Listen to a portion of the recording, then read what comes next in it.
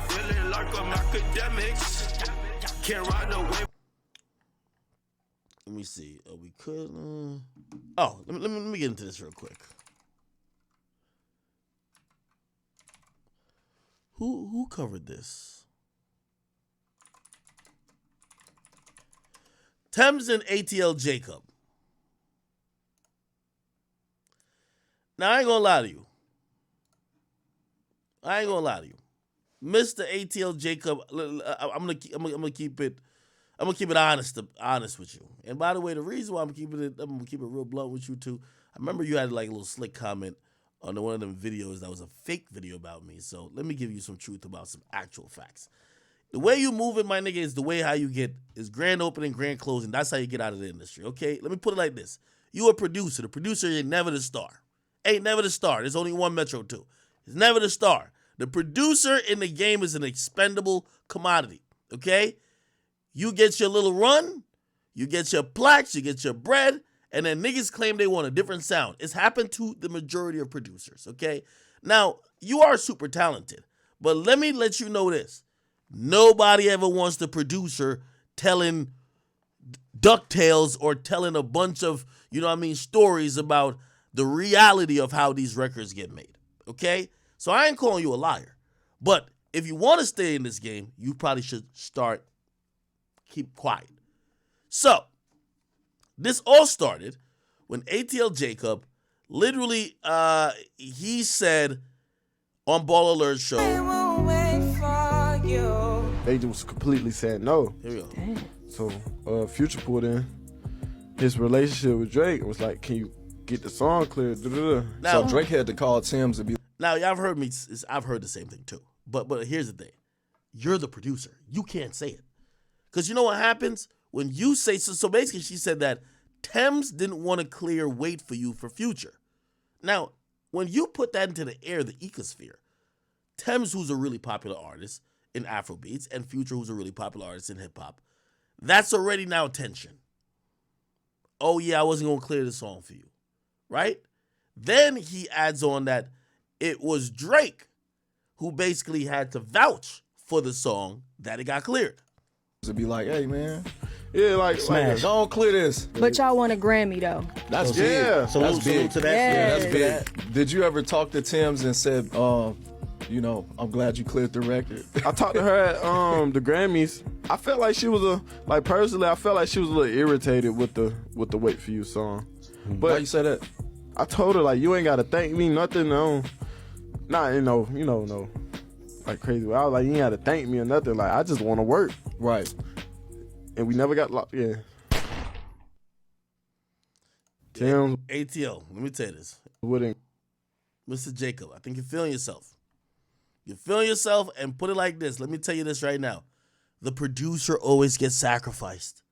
You feel me?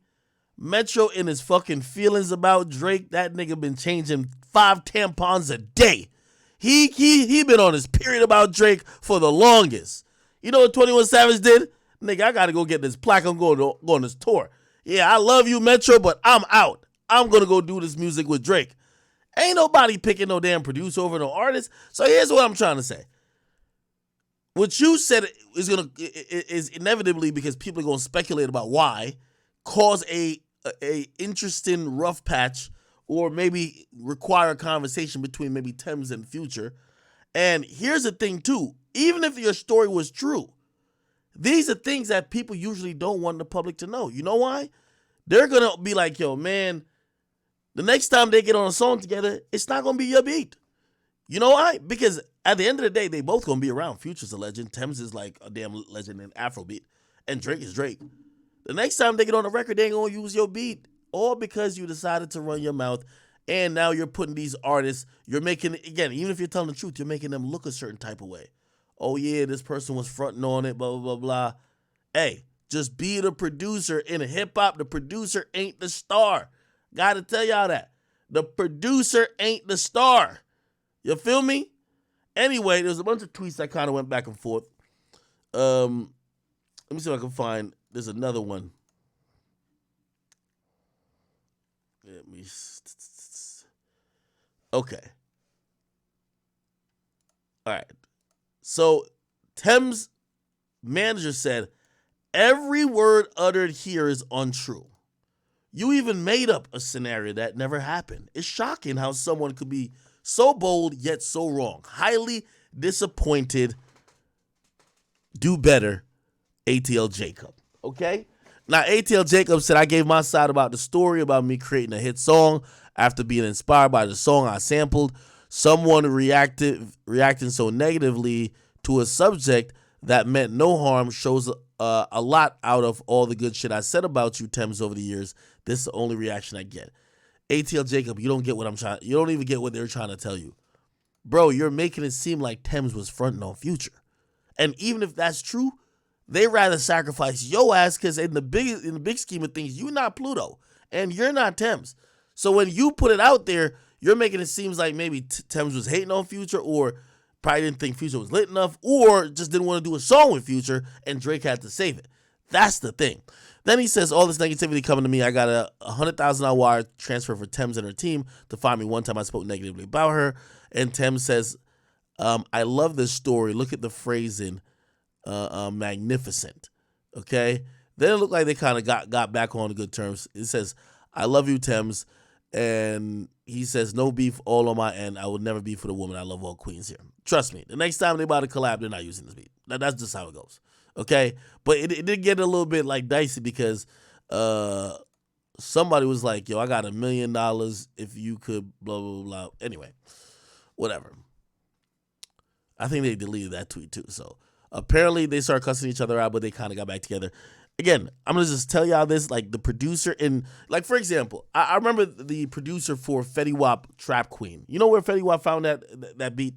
He found that beat like online. The guy who made the beat is some nigga from overseas. The nigga later said, damn, I don't wonder why Fetty Wap never worked with me again. Bro, the producer ain't no goddamn star in hip hop. Like in hip hop, it ain't about the damn producer, okay? If you're lucky, you get a run. Like ATL Jacob is nice. He had a run. But in reality, for the most part, you don't see these guys either get a run. It's usually a one and done, or you know they can't really materialize to turn whatever they have into a brand where they could actually put out records like how we've seen Murder Beast do it, how we've seen Metro Boomin do it, and I feel like there's only a few. Like Hit Boy clearly does it, right? He does it with Nas a bunch. All right, cool. What else going on in this bitch, man? Okay. Hardcore,